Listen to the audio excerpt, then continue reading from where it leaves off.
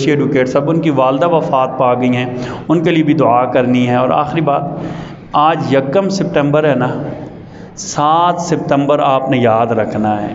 7 ستمبر پتہ ہے کیا ہوا تھا؟ 7 ستمبر اللہ تعالیٰ نے مسلمانوں کو فتح دی تھی، فتح مبین دی تھی۔ کیسے بھلا؟ مرزا غلام قادیانی جو اس امت کے فتنوں میں سے سب سے بڑا فتنہ تھا، جس نے ختم نبوت کے اوپر ڈاکہ زنی کی کوشش کی، نعوذ باللہ من ذالک، اپنے بارے میں کہنے لگا، اس کے پیروکار ماننے لگے کہ یہ آخری نبی ہے، نعوذ باللہ من ذالک۔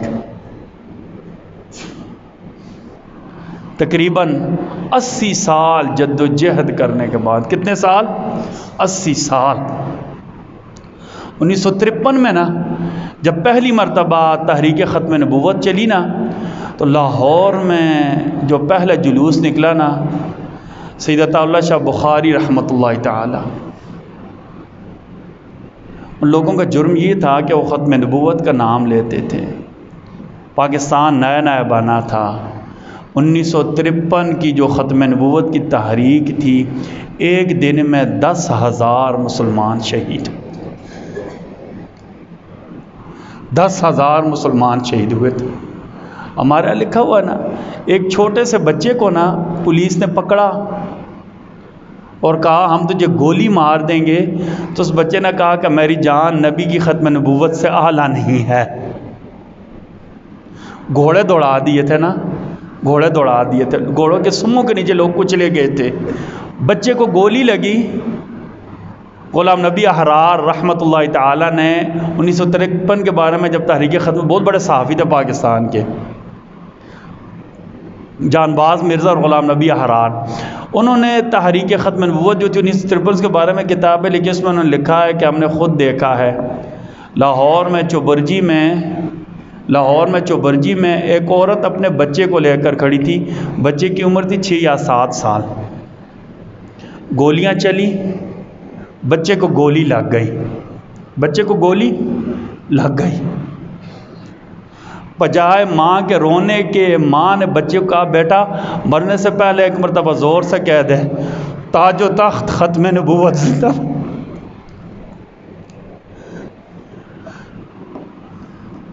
کہتے 7 سال کے بچے نے اس حالت میں کیا کہا؟ تاج و تخت ختم نبوت زندہ باد۔ 10,000 لوگ۔ پھر دوبارہ تحریک چلی، 1974 میں تحریک چلی، آخری تحریک 1974 میں چلی، 7 ستمبر 1974۔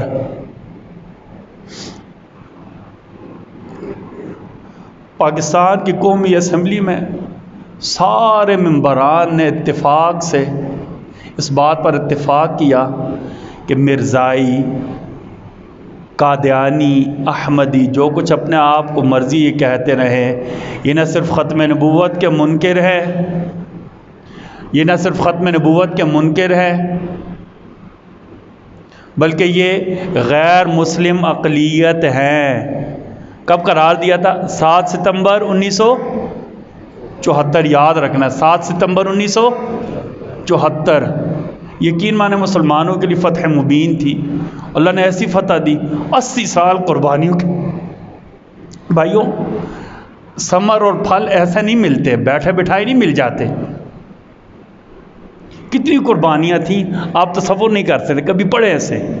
اس تاریخ کو یاد رکھنا، اپنے بچوں کو بتانا ہے۔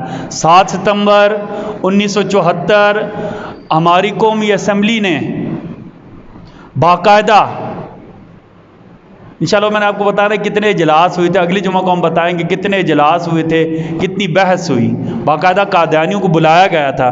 مرزا ناصر جو مرزا غلام قادیانی کا پوتا تھا، وہ باقاعدہ آیا تھا، مسلسل ان کے ساتھ بحث ہوئی ہے، سوال و جواب ہوئے ہیں، پھر انہوں نے بھی تسلیم کیا کہ ہمارے عقیدہ غلط ہے۔ پاکستان کی قومی اسمبلی نے متفقہ طور پر قرار دیا تھا کہ قادیانی، مرزائی، چاہے اپنے آپ کو احمدی کہے، جو کچھ مرضی کہے، وہ غیر مسلم ہیں اور اقلیت ہیں، غیر مسلم۔ اور یہ یاد رکھنا، 7 ستمبر کا دن یاد رکھنا ہے، ٹھیک ہے نا۔ 7 ستمبر کا دن عقیدہ ختم نبوت کے جو متوالے تھے، جو شہداء تھے، ان کے خون کی، ان کی قربانیوں کے نتیجے کا دن تھا۔ اپنی نسلوں کو بھی یاد کرانا ہے یہ دن، اپنی نسلوں کو بھی یہ دن یاد کرانا۔ 7 ستمبر 1974 یاد کرائیں گے نا سارے۔ اللہ ان سب لوگوں کو جزائے خیر،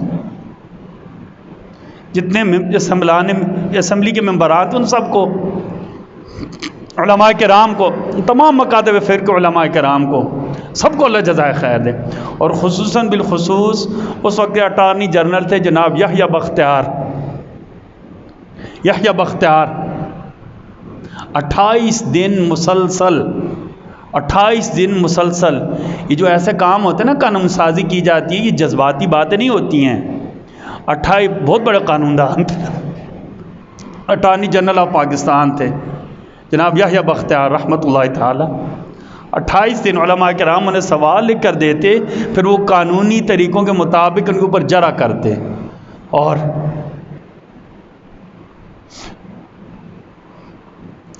یہ سارا کریڈٹ نہ پتہ کسے جاتا ہے، علماء کرام کو جاتا ہے۔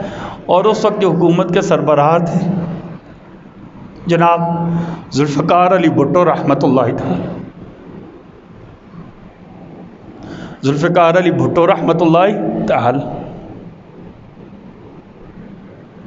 انہوں نے پتہ کیا کہا تھا؟ انہوں نے کہا تھا یہ میں نے امتناع قادیانیت آرڈیننس پر دستخط نہیں کیے، بلکہ میں نے اپنی موت کے اوپر دستخط کر دی۔ اللہ ان سب کی قبروں پر کروڑا رحمت نازل فرما دے۔ اللہ ہمیں عقیدہ ختم نبوت کا محافظ بنا دے۔ اللہ ہماری نسلوں کو بھی عقیدہ ختم نبوت کے تحفظ کے لیے قبول فرما لے۔